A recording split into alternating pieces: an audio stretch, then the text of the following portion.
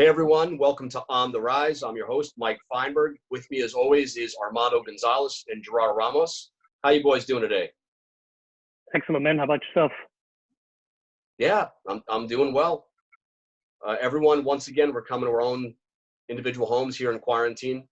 And with us today is a special guest. We have with us a veteran MMA fighter who's been fighting on a professional level for the last 4 years. In that time, he's amassed a respectable 10-2 record. Last year, he was also featured on the Contender series. Please welcome today's guest, the Don, Mike Lombardo. Hey, Mike, how you doing? I'm doing good, man. How you guys doing? Everybody feeling good? No coronavirus? Thank God, no coronavirus, man. In this little bubble, but what can we? We can't do anything, huh? Yep. It's crazy, man. It's crazy. So how you staying out of trouble right now? Are you sticking around at the house or what? Yeah, honestly, man, I'm still doing a lot of training. I'm still training twice a day. A lot of it's by myself because we can't really train with other people, but a lot of running. I'm still working out. I'm still getting ready, man. I'm hoping to get a short notice call here soon, so I'm fully prepared. Okay. And I mean, obviously you're a little bit limited, like you said, with the training you can do. So what are you able to do right now while training? As far as training, I still have some weights in my house. I have a bag. I'm doing my bag work, my shadow boxing, my studying. I mean, honestly, it's good to have partners for sure, but you can be efficient every day, even by yourself. So I'm just getting better every day. A lot of studying, and that's that. All right. So Mike, you're coming off a pair of consecutive wins since last year's Contender series. Most recently, a decision over Jose Caceres back in January, which was a great win. What's next for you? What's next? I'm hoping the UFC. I'm hoping I get a short notice call. A lot of these fights are falling apart. They're saying they're gonna have fights every weekend for the next, I think they said 8 weeks or something. So I'm hoping to get on one of those. And if not, then get back on the Contender this summer and get my chance there. Regardless, I'm looking to fight in the big show next. I already have a win in Bellator. I fought on the Contender before. I lost on the Contender, but I was at 185. I moved down to welterweight, and I'm coming off a big win in M1 Global against Jose Caceres, who is, a well-respected guy, and, I think I've earned my shot. Okay. So as a fighter, let me ask you this, because this is all brand new in the news of the last couple of days. They are going to put on that next UFC event next week, and they are planning on doing it at an Indian reservation over in California. A lot of controversy is going into that right now. They're saying, why do that? If any of the fighters get hurt, they're going to have to go to the hospital and put themselves in a situation where they could potentially expose themselves to the coronavirus, maybe even take up a hospital bed that could be used otherwise. As a fighter, though, knowing that you love to be in that cage and you want to make your money and do your thing, I mean, what's your opinion on all that? Listen, I want to fight. If I get the opportunity, I'm gonna fight. But I understand some people being concerned about it. I mean, it's definitely not something to joke around about. A lot of people have died, and it's serious. So, but if you're asking me, would I do it? Of course. Okay. I think that's the thing with most of the fighters. They want to fight, but like you said, there's a lot of backlashing right now going on about doing these promotions. We got to stay put. Yeah. Listen, we have to make our money, right? So, I mean, if we're both tested and we both don't have the coronavirus, there's no fans there. I understand, if someone has to go to the hospital, there's a risk, but we have to go to the supermarket, there's a risk, right? There's a risk of everyday living. You can't be afraid of, doing anything. So this is our job, and get the opportunity to fight. And speaking for myself, I'm going to fight. Right. Agreed. It makes a lot of sense. So for you personally, you are trying to obviously do what you can to avoid this, as you said, by not going to the gym. So you're doing your due diligence so you can make sure you stay healthy. Definitely. Okay, so now other things in the news now is that Dana White was stating that he's planning on going to some remote tropical island, not disclosed to anyone who should know. And every week he wants to have fights out there. Have you heard about this, and what's your opinion on this? I heard about it, but I heard that the island was for guys that are not from America, right? Because of the next 8 weeks, I think are going to be at that Indian reservation. I don't know, but regardless, I think it's cool, man. Whatever, wherever we can get wherever the fights can go, and get the country back moving a little bit. I mean, I know the people that.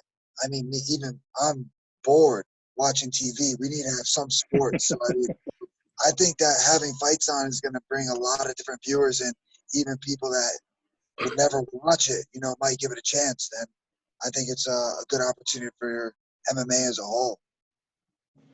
See, I'm just waiting for the news to populate where Dana White just walks to the top of the island and just jams his flag into the middle of the ground, a big UFC flag, and claims it to be his. Right. Yeah, I think that island is strictly going to be for international fights. And, like Mike said, it's mainly going to be for the international guys that, since their restrictions are a little bit more trying to get into the United States, they can't get in.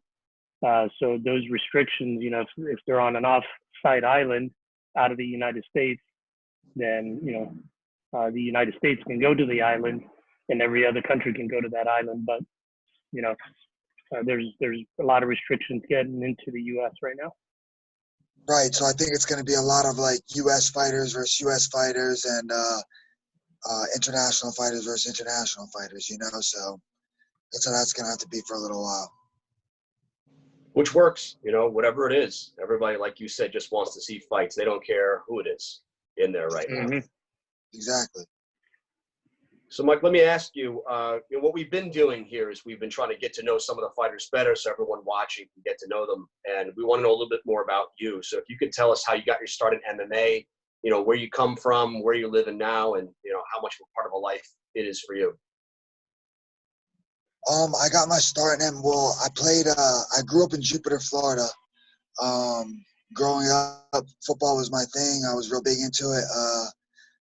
I ended up going to junior college first, and I went to Division I Arkansas State. And then my last 2 years, I played at a Division I FCS school, Wagner College. After that, I had a little workout with the Dolphins, ended up getting cut pretty early. And I started training over at a gym called Valor MMA, who was owned by Edson Barbosa and Marlon Moraes. And man, I just fell in love with it. I trained underneath those guys. I looked up to those guys a lot. They also had like a real good jiu-jitsu coach there who was a world champion, Rafael Chavez. And that's how I just fell in love with it. There was a guy there named Dave Zitnick, who's my head coach now. He was just training there, and he got me into like training over at American Top Team, and that's how it happened. I don't know, man. It just kind of fell into it, I was a college athlete. I started training afterwards, and I loved it, and took my first amateur fight, and now I'm just hooked. So how long have you been in combat sport, or not combat sports, but physical sports, I should say? You said football, but how far back does that go? Oh man, I was playing football since I was 10 years old. I played all sports growing up, though, basketball, baseball, but once high school came along, football became like my main passion. So. And before you got involved with this, after college, basically, I mean, had you fought before? Had you done anything amateur, or just even played around with it, or was that just getting up?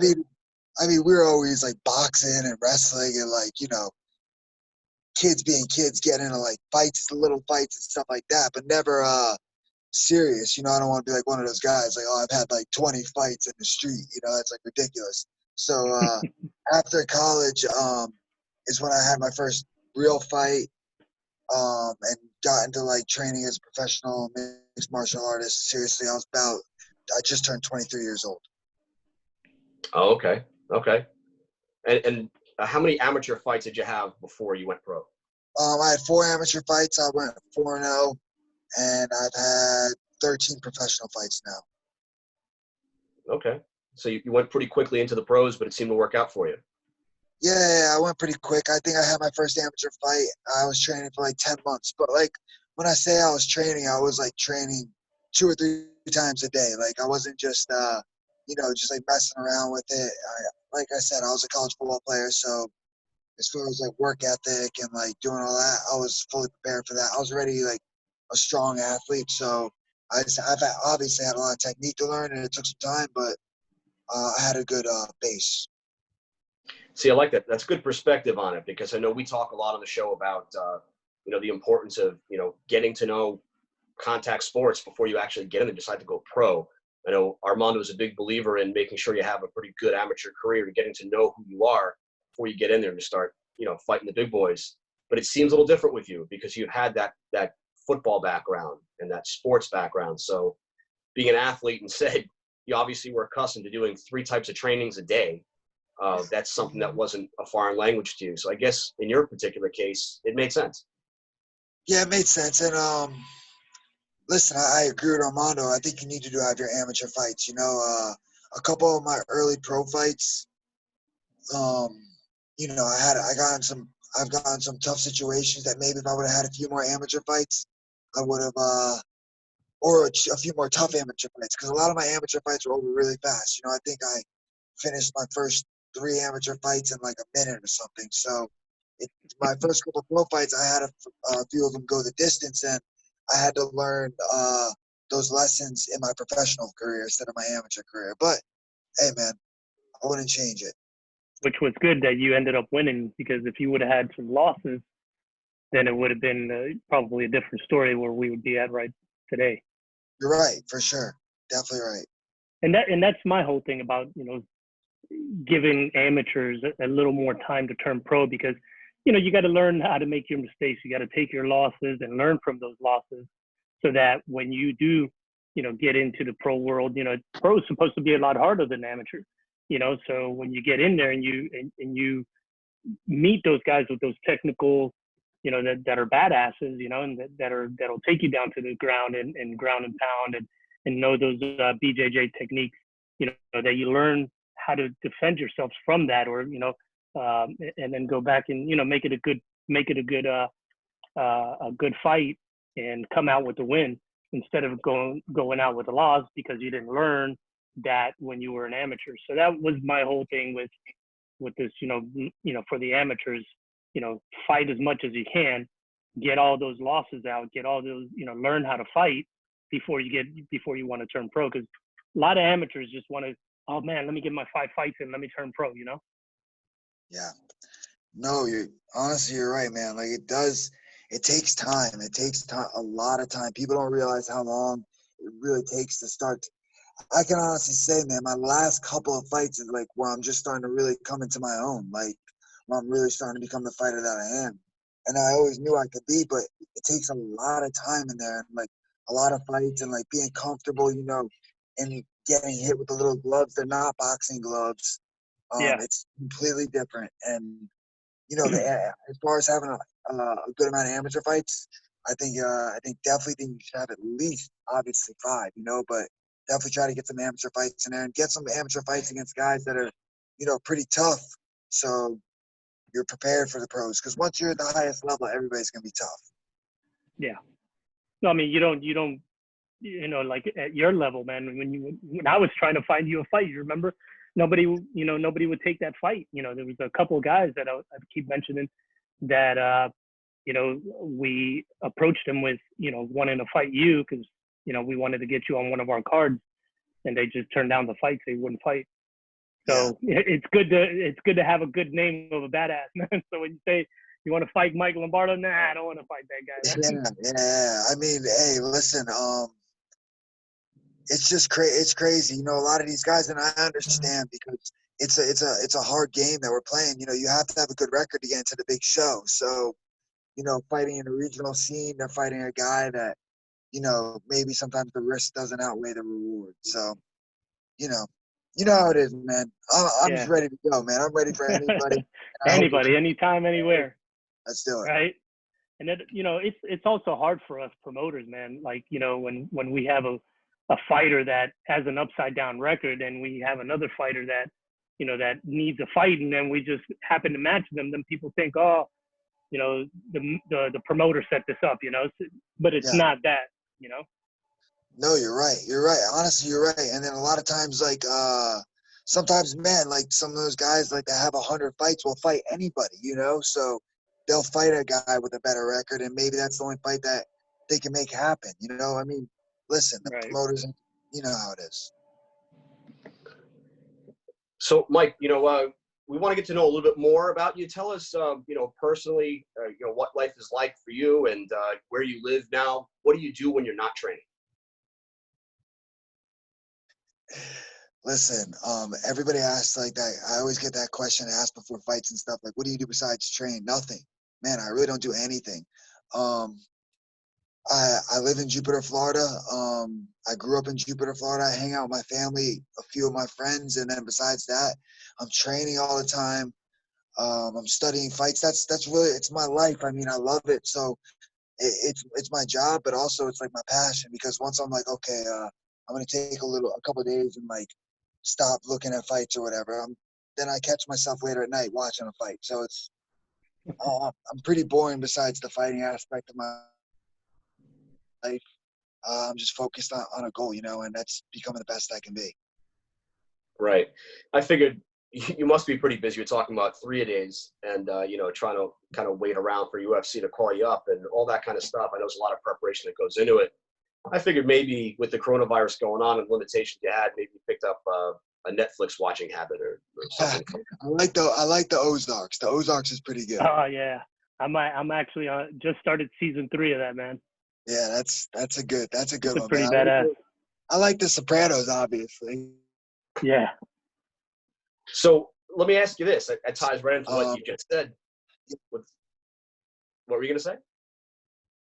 Oh, Okay, I was saying you just talking about the Sopranos. I was just going to ask you, why the nickname the Don? Where did that stem from?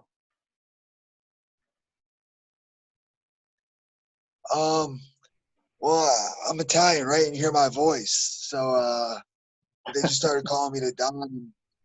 That's that. That's how it happened. Okay, I can hear it. I get it. So we'll call you Don Lombardo. That sounds good. Yeah, Mr. Lombardo. I forgot to put the cotton balls in. Yeah. Hey, what's up, Don? So, Mike, I want to turn it over to Gerardo for a few minutes. I know he probably has a couple of questions for you as well. And then I'm sure you noticed as well, there were some pictures that were rotating around when I first had you come on the call. I'm sure most of those pictures were probably taken by Gerardo. So, Yeah. Gerardo, feel free to take it away. What's up, Mike? How you doing, man? What's up, bro? I'm good. How's everything with you? Good, brother, man. Thanks for asking. Man, so I met you a little bit over 2 years ago, and I could vouch that you are dedicated to this craft, man, to improving yourself. And you're even somewhat of a mentor to some people. How did you kind of transition into that role as a mentor? Especially when I met you about two and a half years ago at ATT PBG. Do you enjoy that role? You know what? As a mentor, I don't really look at myself like that. I mean, I obviously, like, if I have a position or like this or that, and I can show my friends, of course I'm going to show them and help them. I mean, I want them to be as good as they can be also. And not only that, like, if my training partners are good, then it's better for me. Also, that's better for me. So as far as coaching and stuff like that, hit or miss. Like, I like to coach somebody that like maybe like really wants to know how to fight and like learn how to fight. As far as like me coaching like a kickboxing cardio class, no. Yeah, Not for you yet. I mean, you're in the highlight of your time right now. Yeah. I believe you used to lead sparring sessions down there. I think that's what I remember. So I understand what you're saying. Yeah, I stay. Of course, I still do. Like, there's a couple guys that are younger than me that have been working hard for a long time. They train with me all the time, and like I said, I don't want to say I'm like a mentor to them, but if I can be a positive influence to anybody, then definitely I'll do my best to do that. Yeah. I know Dave Zitnick, your head coach. I mean, he's a really good guy. He started awesome. The program MMA Science. How has he helped your career implementing MMA Science? Bro, I mean, Dave Zitnick has played a huge part in my career. I can't even really like put into words. I mean, that's like my head coach. She's been with me since before I had my first fight. As far as the MMA Science goes, I think it's great, man. It like breaks down everything. It makes MMA its own sport, which it is, right? It's not boxing, it's not jiu-jitsu, it's not kickboxing, Muay Thai. It's all of those things put into one, right? It's combining them, and a lot of people get that messed up. They'll always like, if you tell somebody you're an MMA fighter, they'll be like, "Oh, what belt are you in jiu-jitsu?" Or like, "What karate belt are you?" It's like, bro, it doesn't matter what belt I am in jiu-jitsu or this, that. It's putting it all together. Not taking anything away from that, because of jiu-jitsu and karate, all that's very important also. But it's putting it all together as one. Like, it's its own individual sport, and I think it needs to start to get looked at like that from now on, you know? Absolutely, absolutely. And my final question, man, is what position did you play in And college? I played linebacker. I was like Yeah, 235 when we did it. Yeah. But that's what's up. it was a long time ago, man. That'll be a cool picture to kind of see what you look like back then to what you look like now. That'll be interesting. I was still good looking. Don't worry about it. It's all That's good, man. Hey, man, I appreciate the time, man. And bro, I'm always a fan of yours, man. And I want you to reach the highest of highs, man. So thanks for the Thank you. time. Yeah, man. Thank you, guys, man. Yeah, Absolutely. we'll I'll send definitely you be over to looking out Armando. for that. Definitely looking forward to seeing you at any UFC event, whether it's contender or one of those last minute pullouts. On call. Hopefully you get that island call, man. That'd be hot, dude. That'd Definitely, be badass. man. Definitely, man. And I can't wait, man. And I definitely hope to represent, South Florida well. And I definitely believe I will. Now, as far as like, with the mentality that you have right now, that you may get a last minute call without going in and being able to spar anybody. I mean, because mainly you're just going in training, doing some bad work, weights, and I'm sure a lot of cardio. Have you been able to get on the mats with anybody? I mean, as far as, sparring or anything like that? Bro, I don't know if we're allowed to talk about that. I mean, it's right. We're not allowed to get close to each other. Social distancing. Well, I mean, some of the I've had- gyms are training, yeah. I have a few partners that I still train with. I have to, man. That's This is good. our job. Yeah, But we do it away from everybody. So and we that's do good. it outside. So I had some lady walk by the other day and start videotaping us. So I was like, man, I hope you don't have to leave, Do you want me to sign your autograph? No, I don't think Yeah, that's, man. I mean, you got. I don't think that's good. I think she was trying to say that we shouldn't be doing it. Yeah, man. And You see on FaceTime, everybody's doing the same shit. I mean, there's no. I mean, when you have it in you, you got to train. That's it's in your blood, man. You got to get out there, and especially someone like you that can get a call any minute. From the UFC, from your dreams being, met. You know what I mean? Like, Yeah. definitely got to stay in shape. Yeah, definitely, man. I agree, and I am, and I'll be ready when the call comes for sure. Now, as far as your last visit to the contenders, I mean, you obviously, unfortunately, you took a loss. But Yeah. what did you see? Like, what was the difference between, being in the big show in front of the big man and being out here with these pro shows? Was there a difference? I mean, or did everything just work as normal? Not really. Honestly, no, not really. For me, it wasn't that different. I mean, because like a fight's still a fight. There's cameras and this and that. But listen, right when the bell rings and stuff, and you're in the cage, it's you and him. All that other shit does not matter. All that other stuff does not matter Okay. anymore at all. It doesn't matter. It can be outside in a backyard in Florida. It can be in Las Vegas. Doesn't matter. Once the fight happens, it's the fight. It didn't change anything. As far as my performance that night, listen, I wasn't trained.